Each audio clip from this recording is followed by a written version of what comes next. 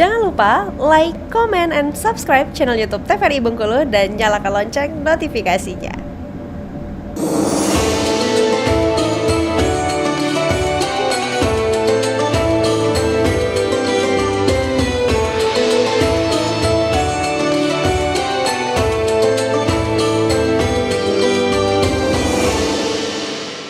Baik, kembali pemirsa di rumah di Metro Kolbu TVRI Bengkulu dengan tema kita mengenai makna Tahun Baru Islam, dan narasumber kita masih bersama dengan Bapak Al-Ustadz Zulfahmi Siregar dan juga bersama dengan Ibu-Ibu Majelis Taklim Grup Marhaban Cahaya Hati. Nah, kita kembali, silakan yang akan bertanya, siapa lagi?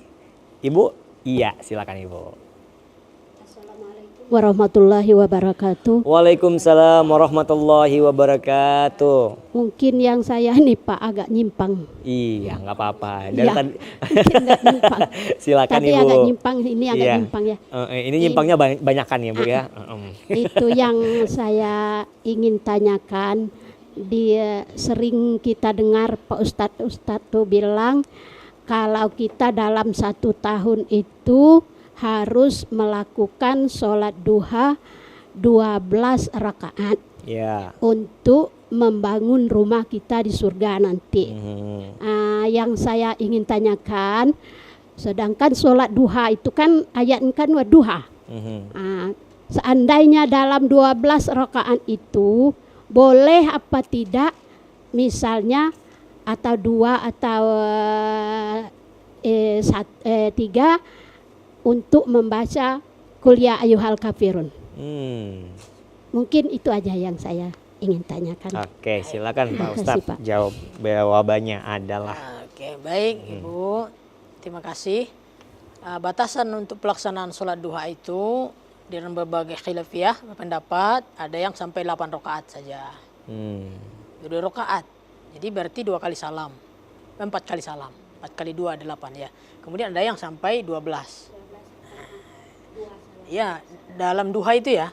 Nah, dalam pelaksanaan. Tapi khilafiyah. Terserah Ibu. Jadi mau pakai 12, 8 boleh. Ayatnya memang ada ayat khususnya. Yaitu surat Ad-Duha di rakaat pertama. Surat Asy-Syams yang pertama. Rakaat kedua surat Ad-Duha. Kalau tidak hafal, dia ndak apa-apa pakai trikul. Paham Ibu trikul? Qul huwallahu ahad, qul a'udzu birabbil falaq, qul a'udzu birabbin nas. Jadi tidak apa-apa, mana saja, tapi bebas. Trikul ya. Tapi kadang tuh bukan masalah ada hafalnya Pak.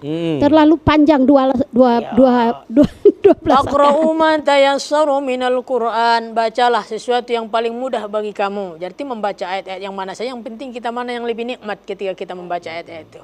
Mana yang paling nyaman, mana yang paling kira kita membuat hati kita khusyuk ibadah itu. Bebas saja yang mana dipakai. Tapi memang ayat khususnya itu ya. Surah Ad-Duha, salat duha itu ayatnya Asy-Syams rakaat pertama, Wad-Duha rakaat keduanya. Oke, gitu. Ya.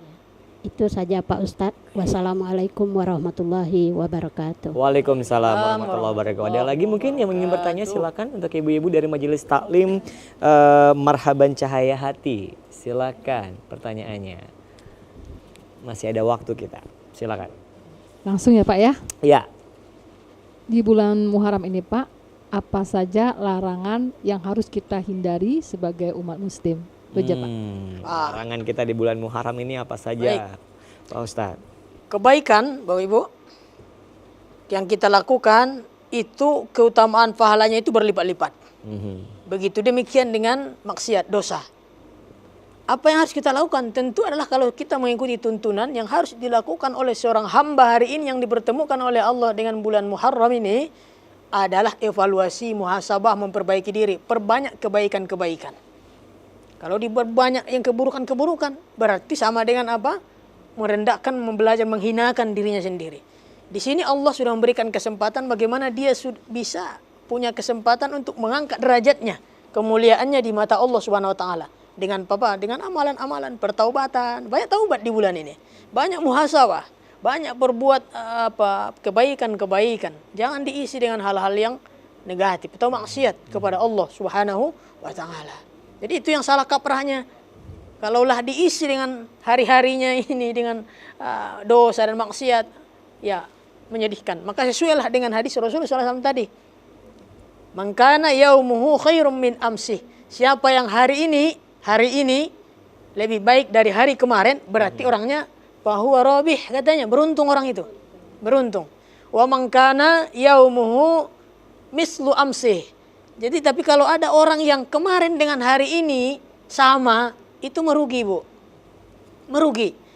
Dari segi apanya dia itu yang umpamanya itu sama. Dari segi ibadah sama. Ibadahnya kemarin dengan hari ini sama misalkan. Merugi masih. Yang lebih apa namanya? Yang ketiga ya. Mangkana yaumuhu syarrun min amsih fahuwa mal'unun. Nah, ini yang terakhir dahsyatnya. Siapa yang hari ini lebih buruk dari hari kemarin, fahuwa mal'unun, dia terlaknat. Masya Allah. Jadi artinya apa? Momentum kita hari ini mestinya tak mesti harus nunggu bulan Muharram, Bu ya. Jadi hari-hari kita ini harus belajar bagaimana hari ini harus lebih baik dari hari-hari sebelumnya. Nah itu kira-kiranya. Kalau buruknya masih sama aja kayak Kalau masih sama, lah itu berarti tidak ada ini ya. Man hafara hufratan waqa'a fiha. Jadi orang-orang yang menggali lubang dalam lubang yang sama tak bisa mengambil pelajaran, artinya dia sendiri nanti akan cemplung masuk ke situ.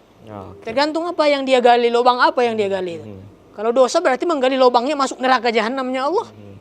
Kalau dia tak tebar kebaikan, buat kebaikan-kebaikan, dia belajar untuk mencari tempat dalam surganya Allah bersama orang-orang soleh dan bersama baginda Nabi Muhammad Sallallahu Alaihi Wasallam. Oke, nah baik, mungkin pertanyaan terakhirnya ini mengenai permintaan baiknya Pak Ustadz. Permintaan baiknya kita di tahun baru ini apa sih kepada Allah Subhanahu Wa Taala itu yang paling baiknya untuk kita sendiri Pak Ustadz? Silakan. Baik, terima kasih. Yang pertama minta diberikan umur barokah. Sesuai dari Rasulullah SAW. Khairun nas man tala umruhu wa hasuna amaluh. Orang baik itu, yang terbaik itu termasuk salah satunya adalah yang usianya bertambah kebaikannya. Maksudnya amal-amalnya meningkat gitu ya. Wa man syarrun nas ya Rasulullah, siapa manusia terburuk itu? Man tala umruh wa sa'a amaluh. Orang yang ditambah usianya tetapi tak ada introspeksi, tak ada muhasabah, tak ada perbaikan diri. Tetap saja tidak berubah. Nah ini namanya apa? Itulah seburuk-buruk manusia. Masya Allah. Artinya dipertemukan dengan hari-harinya untuk diberikan kesempatan memperbaiki diri, tapi tidak ada perbaikan. Tidak ada perbaikan. Nah itu, aduh, seburuk-buruk termasuk seburuk-buruk manusia. Maka ditambah usia kita, Bu. Bapak Ibu semua yang hadir, kita berusaha bagaimana usia ini dimanfaatkan harus ibadah, kebaikan, ketaatan diisi dengan ketaatan kepada Allah Subhanahu wa Ta'ala. Sekalian kesimpulan Pak Ustadz, silakan. Ya. Baik. Jadi sebagai kesimpulan daripada kajian kita, pertemuan kita di sore hari ini adalah mari sama-sama kita niatkan. Tadi kita berdoa kepada Allah agar bagaimana umur ini diberkahi oleh Allah. Dan mohon pada Allah kiranya diberikan kita kekuatan, hidayah, ma'unah, pertolongan untuk bisa mengisi hari-hari kita ini dengan amal-amal soleh dan lindungi oleh Allah Subhanahu wa Ta'ala daripada hari-hari yang tidak baik, yang tidak bisa kita gunakan untuk kebaikan, untuk kemaslahatan kita, kebaikan kita, dunia akhirat kita. Sesuai dengan doa yang telah sering kita panjatkan, kita berusaha bagaimana kita bahagia, sukses kita dunia, sukses kita akhirat dengan doa muazzanah yang sering kita bacakan. Rabbana atina fid dunya hasanah wa fil akhirati hasanah wa qina adzabannar. Salah satunya modalnya adalah senantiasa memperbaiki diri kita, hari-hari kita, detik, menit, jam, bulan, minggu dan apa semuanya ini dengan ibadah, ketaatan kepada Allah Subhanahu wa Ta'ala. Hari ini harus lebih baik dari kemarin. Ya, besok harus lebih baik dari hari ini. Maka insya Allah kita akan menjadi orang yang beruntung dan selamat dunia dan akhirat. Demikian, mohon maaf, terima kasih. Wassalamualaikum warahmatullahi wabarakatuh. Waalaikumsalam warahmatullahi wabarakatuh. Demikian tentunya untuk Mutiara Kalbu TVRI Bengkulu hari ini dengan tema kita makna tahun baru Islam bersama dengan Bapak Ustadz Zulfahmi Siregar tentunya dan juga ibu-ibu dari Majelis Taklim Grup Marhaban Cahyari. Dan semoga kita bisa memaknai tahun baru ini dengan baik tentunya dan bisa meningkatkan lagi untuk tingkat keimanan dan juga ketakwaan kita kepada Allah Subhanahu wa Ta'ala. Saya pamit. Terima kasih. Wassalamualaikum warahmatullahi wabarakatuh dan sampai jumpa kembali.